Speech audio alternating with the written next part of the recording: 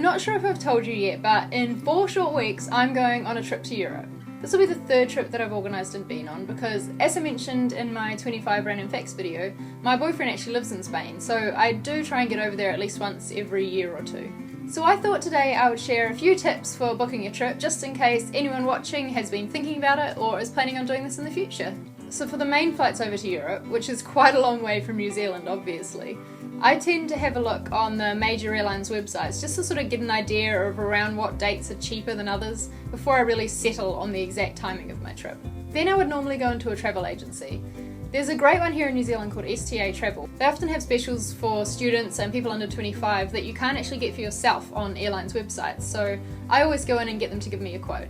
Obviously I'll then compare that quote to what I could book myself on that airline they've suggested, but usually, in my experience, it does turn out actually cheaper to book through the travel agent. For flights within Europe itself, I generally start out on either Webjet or Skyscanner to just get an idea of which airlines actually fly to and from the places that I want to go, but I usually find it's cheaper to book directly through the airline itself in this case. I think it's quite important to not be settled on exact dates when you're booking flights around Europe itself once you're there, because you'll often find that on the cheaper airlines there's crazy specials on some weekends and not others, so if you have a look around then you can generally get a pretty good deal. Booking on cheap airlines like EasyJet and Ryanair is obviously a bit of a gamble if you have to be somewhere specifically at a certain time, but if you haven't got a connection to make, then I definitely recommend giving them a go because they are going to be about half the price sometimes of some of the other airlines. Just be prepared for all the craziness that comes with a cheap airline though. Don't say no one warned you.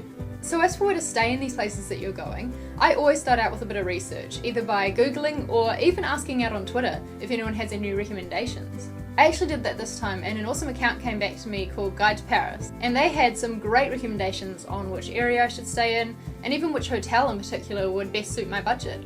So it definitely pays to ask because you never know where your followers might have been. My favourite site to look for hotels is booking.com.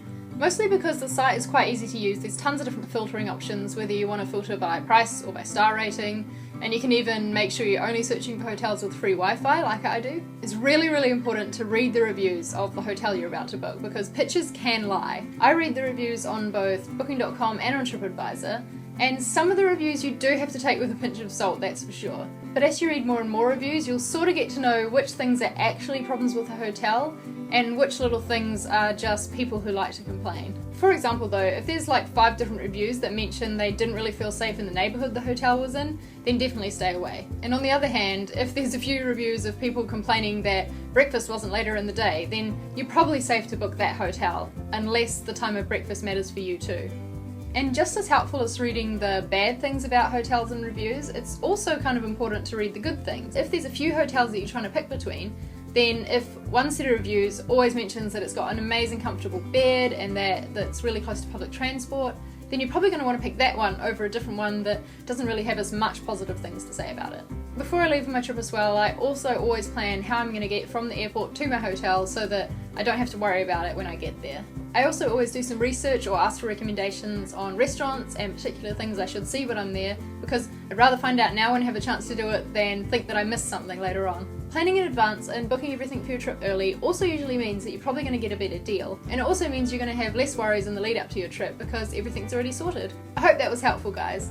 Please give this video a thumbs up if you liked it and let me know if you want to see some more travel tips videos from me. I was thinking about doing one on surviving a long haul plane ride, so let me know if you'd like to see that. Also coming up in the next few months I'm going to have some travel vlogs, so make sure you subscribe if you'd like to see my trip. I'll see you next time guys. Bye!